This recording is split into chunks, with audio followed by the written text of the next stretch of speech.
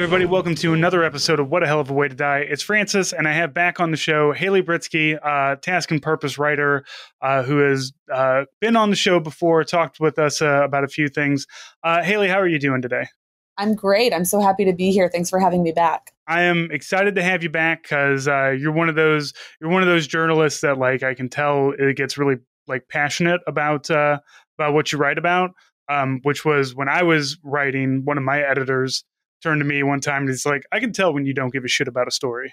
And I said, yeah, you really can, can't you? But, I haven't read any of those from you yet. So that's great. I'm so glad to know that. Yeah, I'm sure that makes me laugh because I'm pretty sure my editors would say the same thing if you asked them. Every writer and every editor, they hate each other, but it's like the Army and the Marines, we understand that we don't really work without one another, but also at the same time, I don't want to spend more time with you than I have to. This is the kind of Right. thing.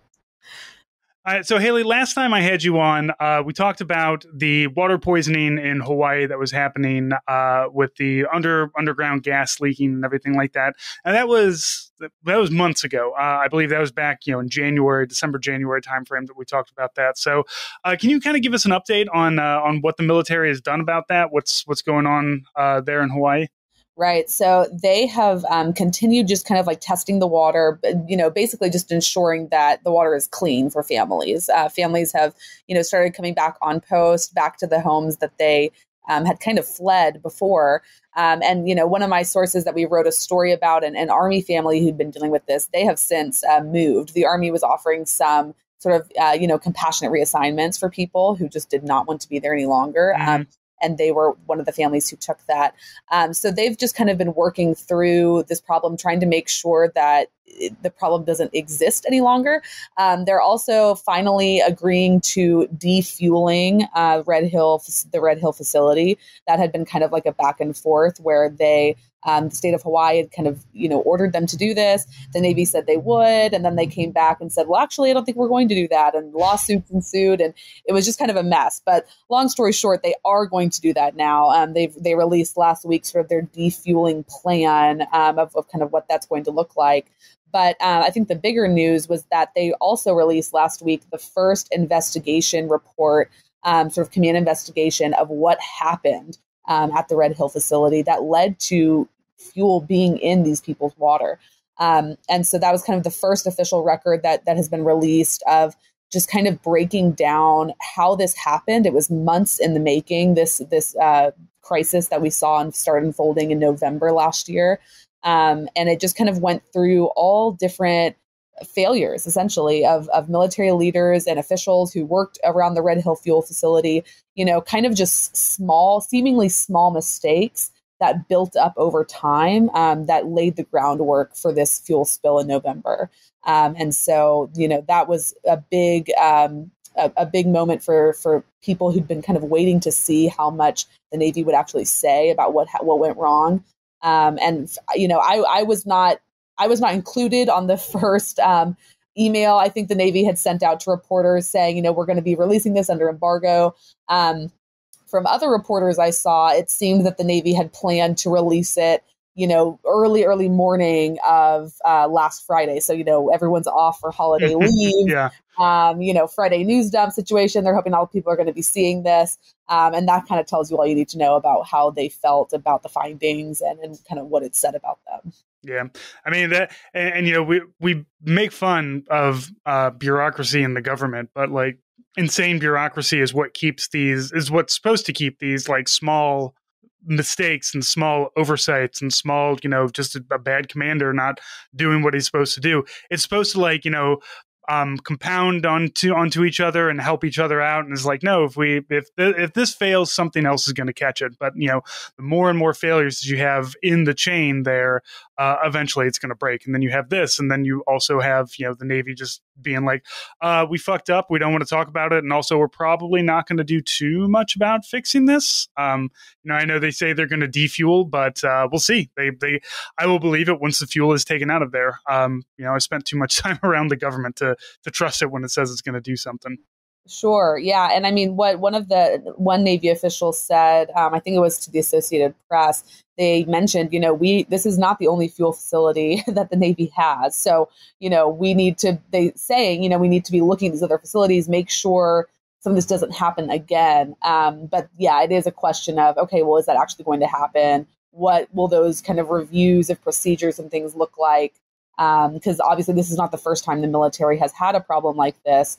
And, I'm sure the people who have experienced it are not very trusting to think that this won't happen again.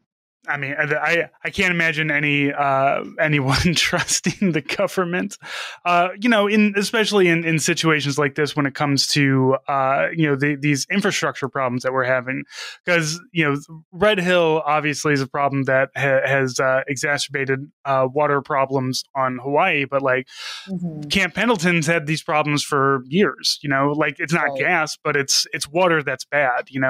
Or just.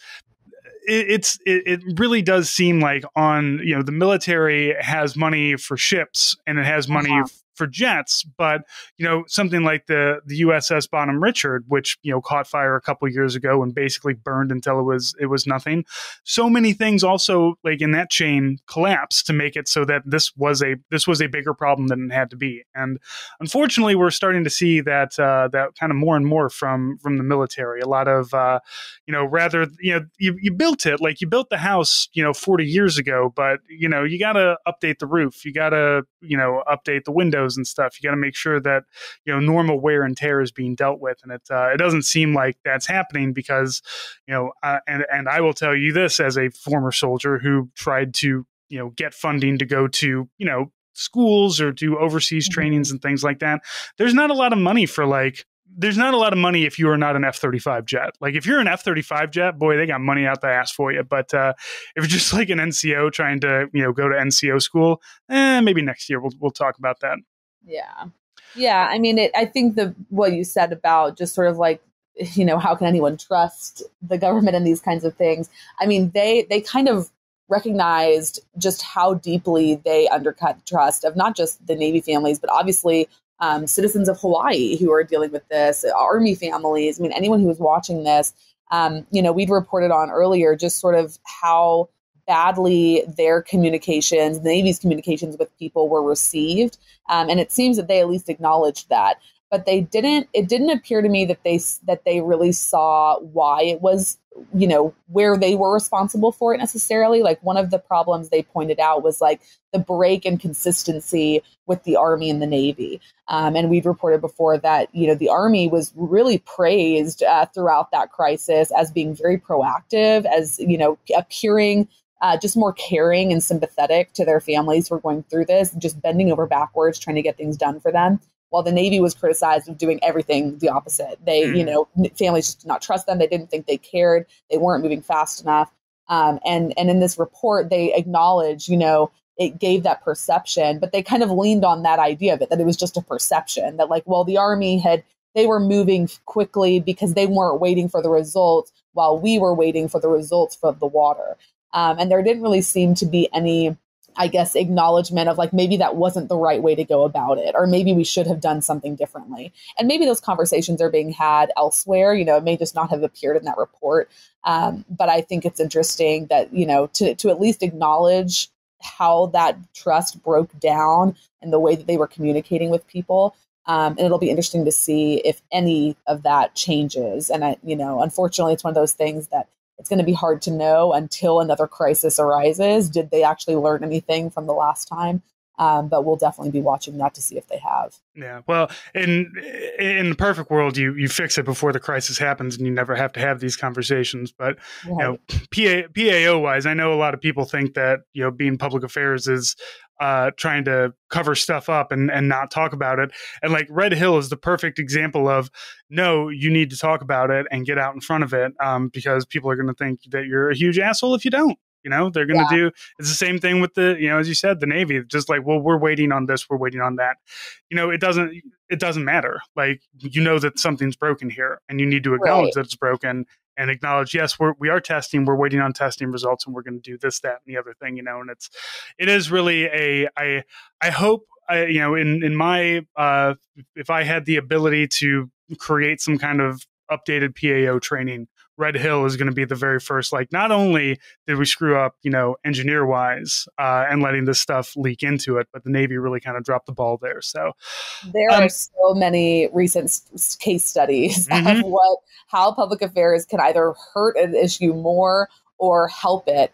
And I feel like at this point I could write a whole book on it. So if you want to partner on that, you just let me know. We'll get it. We'll do a whole podcast and just send it to the DoD and say, play this at Dinfos every day. Right.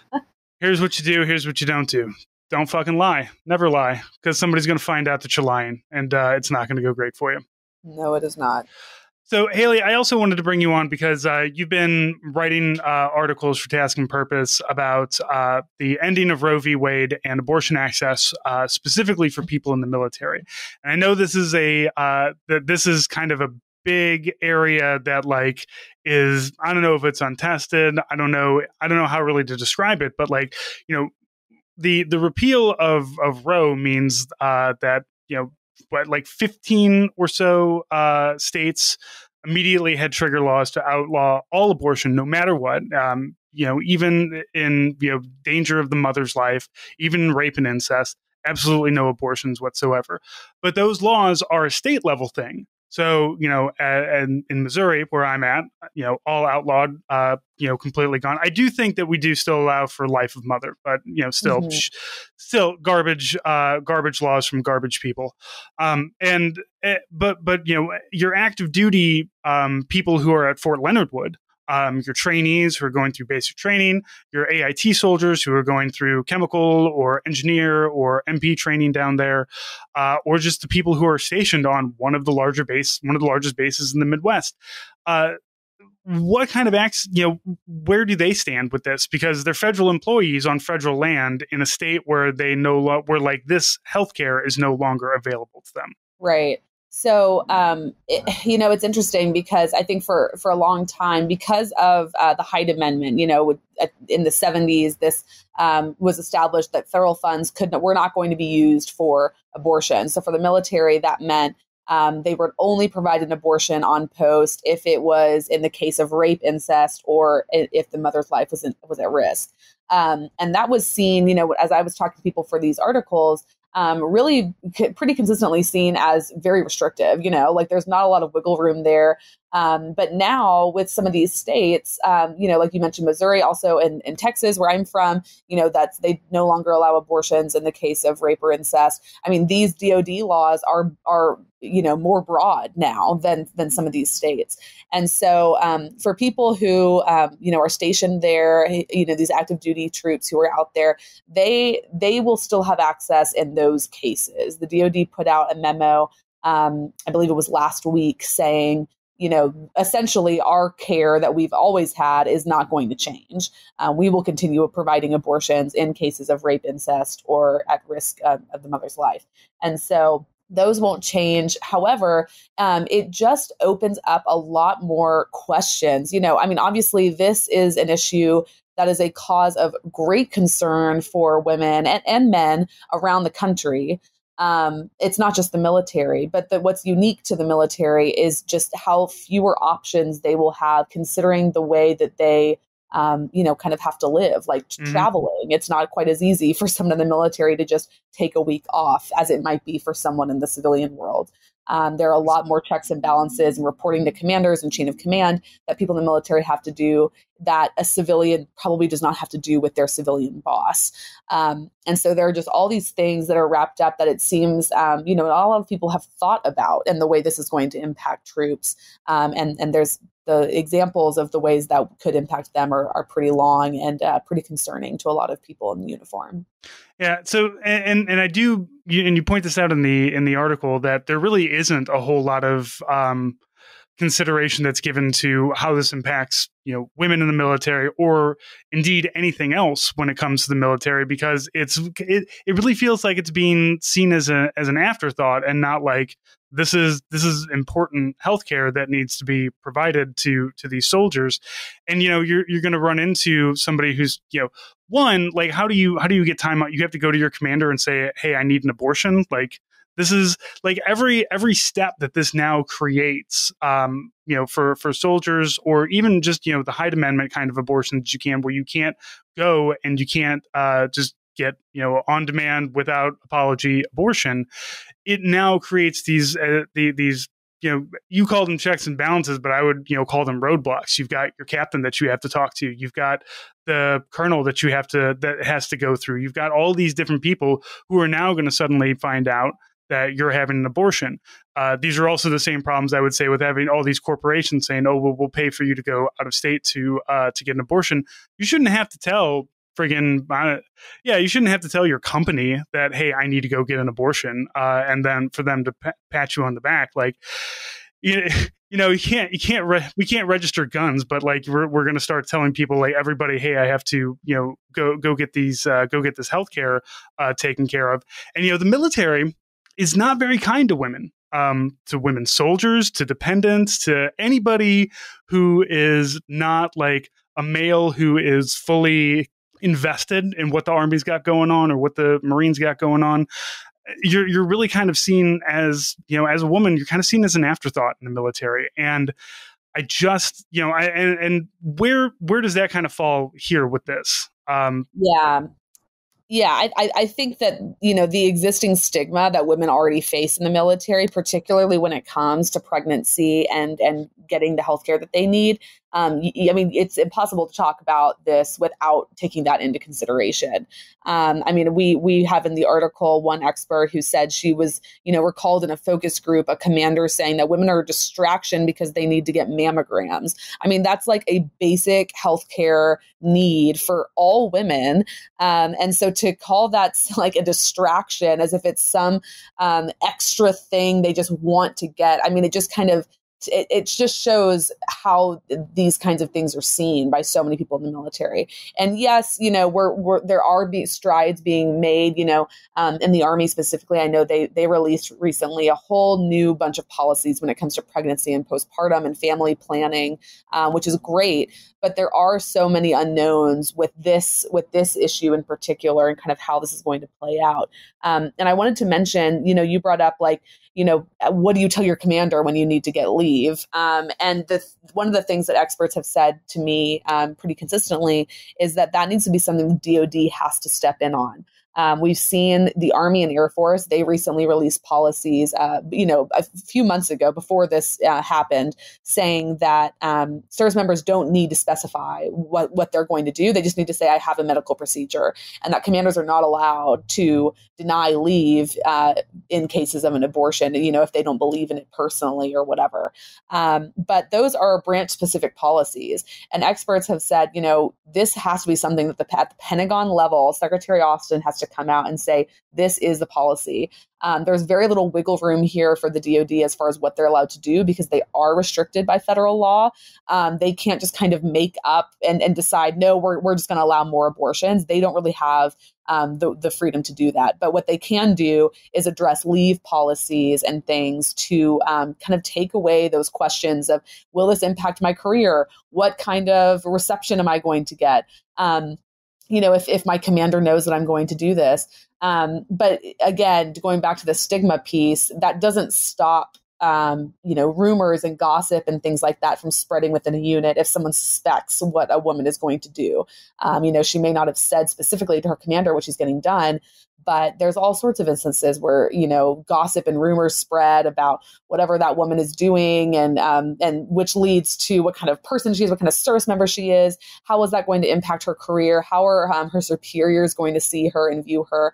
It's just this domino effect of all the ways this could impact women's careers in the military at a time when, one, recruitment is very low, and the military really is trying to recruit more women into the service.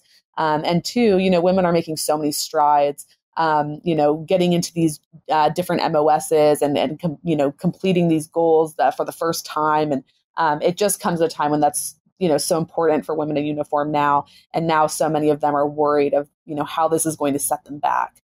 And it seems to be something that not enough people, I think, are discussing and working proactively to fix. Yeah, this kind of rolls back to our Red Hill discussion about, there's supposed to be things that are in place to kind of, I don't know, stop this from being a snowball that's going to turn into a avalanche later, and that doesn't exist right now. But I'm not going to blame the repeal of Roe versus Wade, because this has been happening. This has been a domino effect for a long time coming. Like, people don't want to join the army.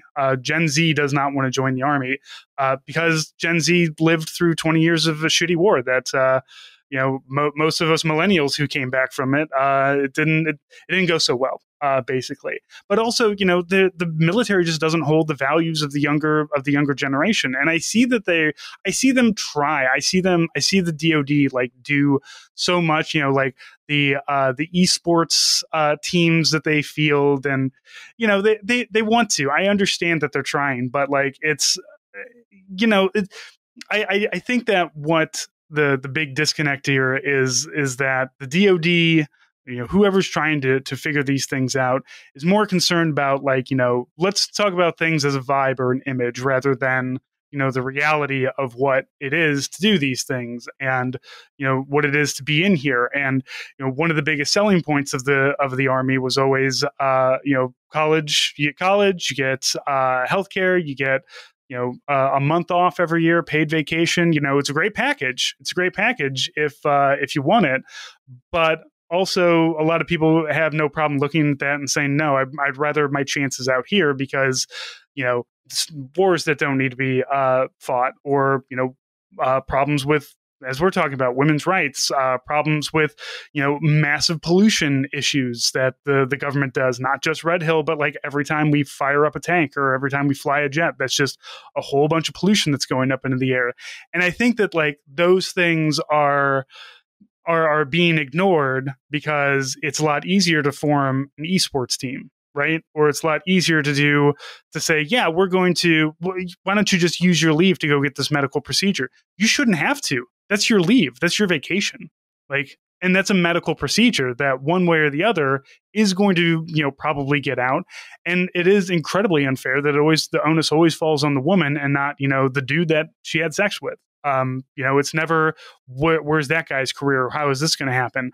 And of course, as you do mention in the article, probably a lot of men have benefited from abortions as well in ways that they may not even know. And there's just so many things that abortion helps for, not just, the health of a woman, but also getting out of abusive relationships, or, getting some modicum of freedom away from something like this. And then, the military is bad enough, but then to also have a forced birth in the military is absolutely insane. And of course, my biggest wonder in Missouri, as I mentioned, Fort Leonard Wood is one of the basic training sites. How does a soldier who is in basic training, who ends up pregnant, whether, consensually or not, how does that get dealt with? Because drill sergeants are not very forgiving. And, I understand that they want to put these laws into motion. And I understand that you want to put that, Defense Secretary Austin Lloyd needs to come out and say something, but like the 18-year-old scared E2, none of that matters. Like, if they don't have the supportive, NCO, or they don't have the supportive lieutenant or captain who's going to, say, oh yeah, let's help you take care of that. And I think really where there lies our biggest problem, is that there's always this, there's a disconnect between what comes from the top, what comes from Lloyd, what comes from the generals, what is happening when it comes to all these policies being made, and what happens at the unit level. They're two completely different things. Yeah, no, you're absolutely right. I mean, that is at the core of this issue, is just the lack of trust that people have that they will be taken care of and be heard and not be penalized for needing things like this, and for asking questions. And I mean, I hope, I would bet that, there are some great commanders out there. There are some great command teams out there who I think will, take care of their soldiers or airmen or Marines or whatever. But there are far more, I think, that either, won't because of a personal belief, or if they know something about this, or two, their troops do not feel comfortable going and asking for help about these things. They have not, created an environment in which their subordinates feel they can be open and honest with them about things like this. And I think that's a huge problem. And I think it also plays into like what you were talking about with Gen Z. I mean, that's exactly right, that Gen Z, they look for employers who sort of have similar values to them. That's very important to them. And as we've seen in different, studies and surveys and whatever about this younger generation, and they have more options. Like we've seen recruitment. The military is not doing well with recruitment right now at all. And we saw the Army just recently kind of saying, hey, like, what if we let you have tattoos on your hands? Like, right. And it's like, everyone's trying to find, like, what if we do this? What if we do this? Like trying to make this just more attractive to people. You know what they're doing, Hayley? It's the friggin' surge years again. I mean, if you remember, if you were keeping an eye on military stuff back during the Obama administration in 2009, when they said, yeah, if you want to be 42 and have a couple felonies under your belt, sure, why not join the military? We need to send you to an unpopular war that nobody wants to be involved in. Yeah. No, it was making me laugh, like kind of in a depressed way when I was seeing the way that this was being kind of received on Reddit, on the Army Reddit page. There were it was like people you could tell kind of what generation people were in, because some of the younger folks were like, oh, this is awesome, like great policy. And then some of the older soldiers were like, I don't feel so good about this. Like, I'm a little like concerned, like, what does this mean? And it was kind of funny, but it's true. Like they are doing like all these things, trying to figure out how do we bring more people in.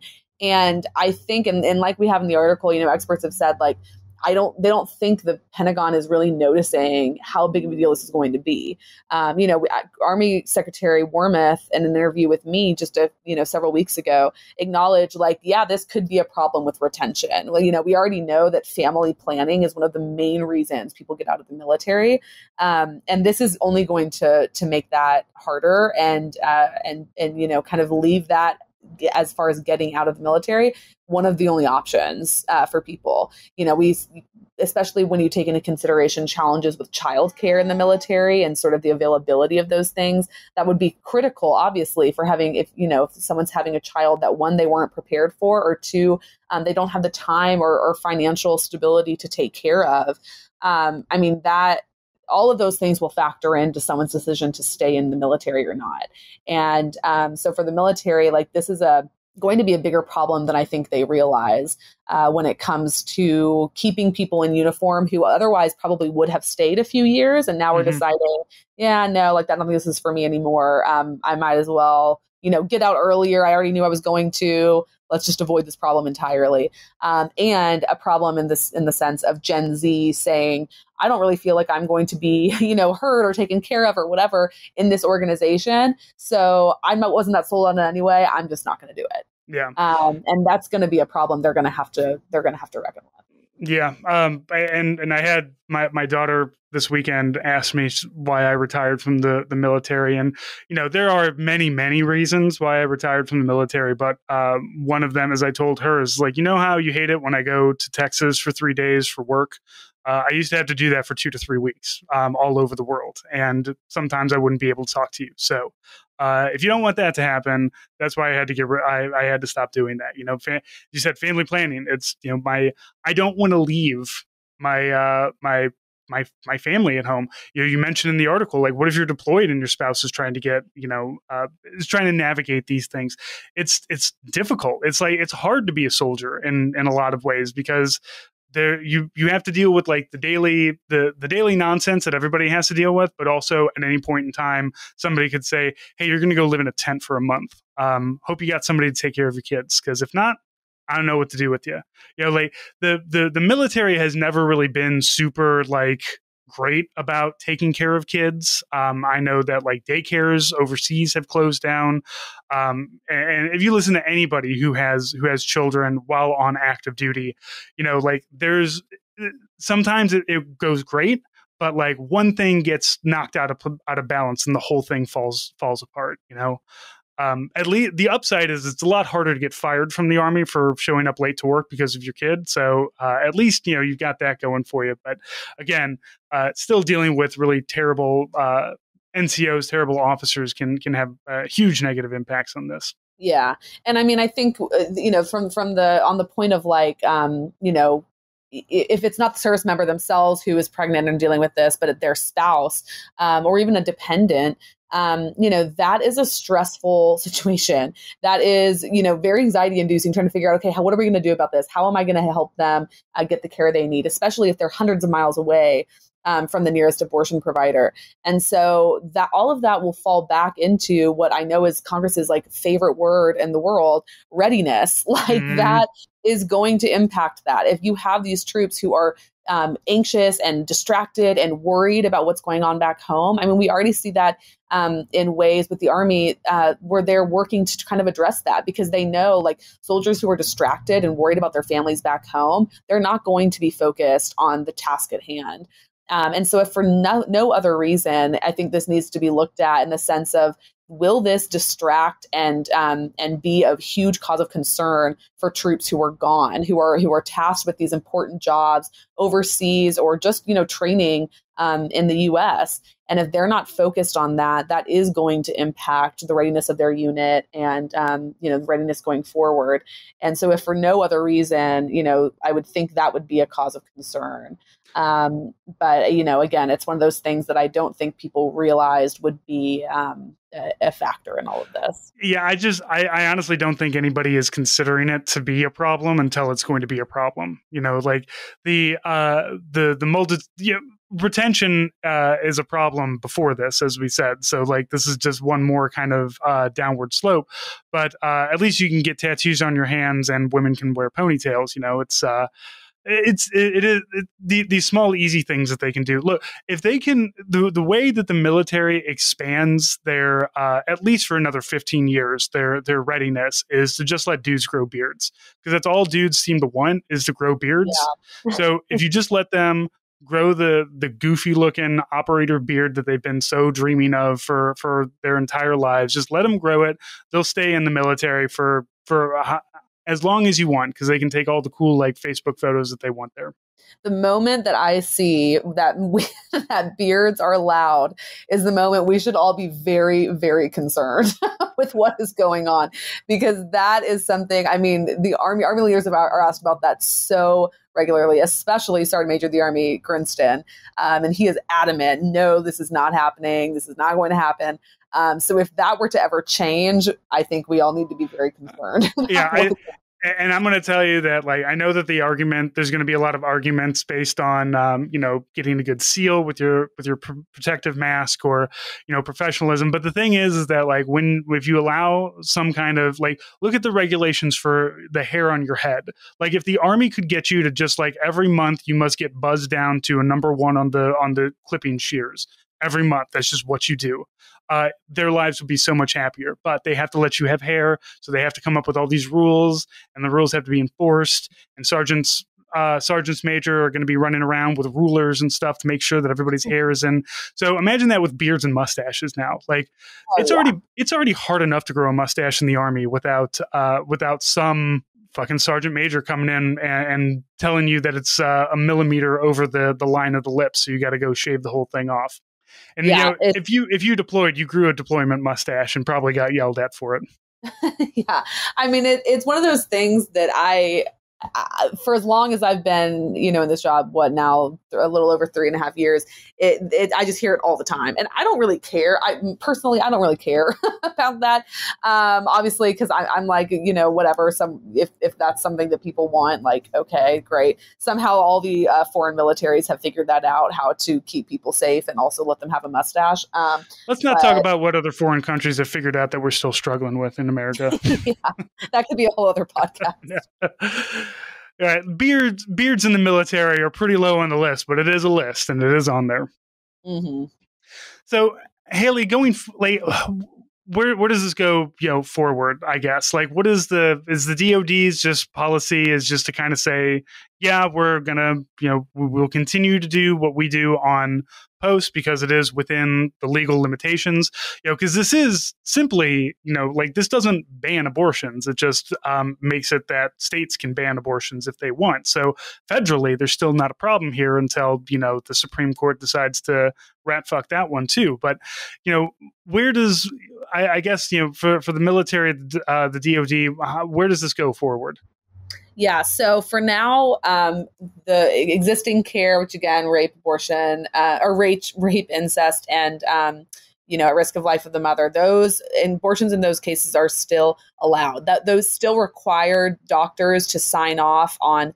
In the case of rape and incest, saying that their, good faith belief that this pregnancy is the result of that. So that still provides its own issues of, possibly the sexual assault victim having to tell their doctor something that maybe they wouldn't have originally and didn't really want to share. But, that it's still technically by the law will still be allowed in those cases. And going forward, obviously there's so many advocacy groups who will be working on this and kind of pushing for, like we talked about with leave policies, having more blanket policies there. I'm sure the Pentagon is still looking at this. I'd be very surprised if this just, they put out that memo last week and that was it and they're not thinking about it anymore. I'm sure there are still conversations going on about what more they can do or, if nothing else, messaging to put out. I mean, that, not to go off on another tangent, but that's one of the most frustrating parts of this for me as covering the Army. I mean, there has been no communication from the Army on this, no even just messaging to the force that they're aware of this and we support women or even, nothing is happening. So, I'm sure that those conversations are still being had. But yeah, for now, I mean, I think it's going to be an instance of waiting and seeing, what comes up case by case as these issues arise in units, what that looks like. And it's unfortunate that it's going to have to be that way to see if things aren't working or what people are going to be facing, what obstacles they're going to be facing. But, we'll continue watching this. I am not going to stop covering this because I think it's obviously incredibly important. And, we'll have to see how DOD evolves their policies or not and sort of what they are going to be allowing and putting out to troops. Yeah, and I want to say I do appreciate you using the word abortion, liberally in your articles, because mainstream media likes to really kind of just kind of keep themselves from that word specifically. It seems, and it's, I feel like it's important to use the word. This is it is what it is. It's fine. Right. But all the morality and everything, questions aside. I believe that, your life is more important than the potential of something else. So that's, and that has always been the, where Nate's not here, but Nate and I both, agree on that, it's the woman's right to choose. So I appreciate that, that you do use those words because those words need to be used and not hidden, not shied away from and everything. Mm-hmm. Yeah. So, thank you. So Hayley, what do you got coming up then? What are the stories you're working on? Give us a little hint. Oh, man. Well, I do want something that, maybe some of your listeners would be interested in this. I am wanting to do something for the 1 year, obviously in next month of the Afghanistan withdrawal. And I'm going to be looking to speak to any troops who were there during, in Kabul during that time at HKIA. So if anyone listening is interested in talking with me about their experience, I really am going to be pushing to get as many people as possible. So I'm hoping to do that. Obviously, the 1 year since that happened is going to be. That's been a year so far? Jesus. Yeah, I know, right? That's what I said. So I am really going to be interested in talking to as many people as possible about that. Yeah. Well, Hayley, I really appreciate you coming on to talk about this, and I look forward to bringing you back on in the future to talk, a little bit more about what we have going on and everything else. So I look forward to continuing to read your stories. Awesome. Thanks so much. Can't wait to be back soon. All right. Thank you. And everybody, thank you for listening, and we'll talk to you next week.